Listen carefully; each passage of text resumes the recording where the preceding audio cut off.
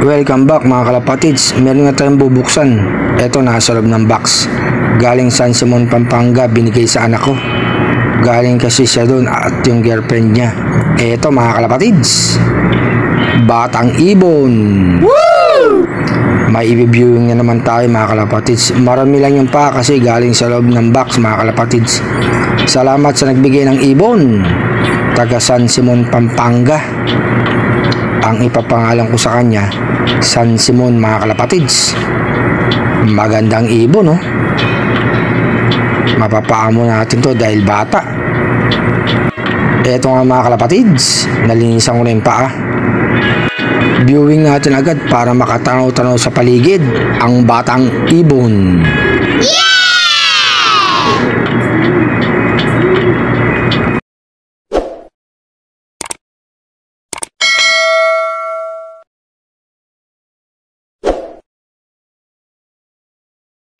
Magpakain na tayo ng mga alaga natin. Siyempre dito muna sa 4 na flyers natin mga kalapatids. Magaganang kumain. Malapit na nga ang training na 3 ibon natin mga kalapatids. Ang maiiwan muna dyan si Alakdang Gubat, hindi kasama sa training.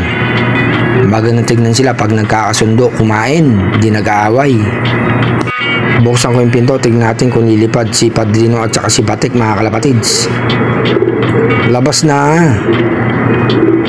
Ayaw lumabas mga kalapatids ah. Gusto na ito kumain.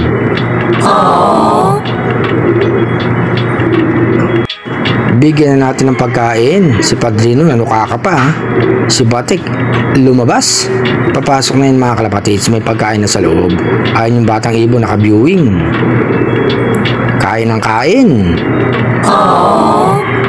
Binigyan ko na rin ng pagkain ang maestro at saka si Black mga kalapatids. Nagparis na nga silang dalawa.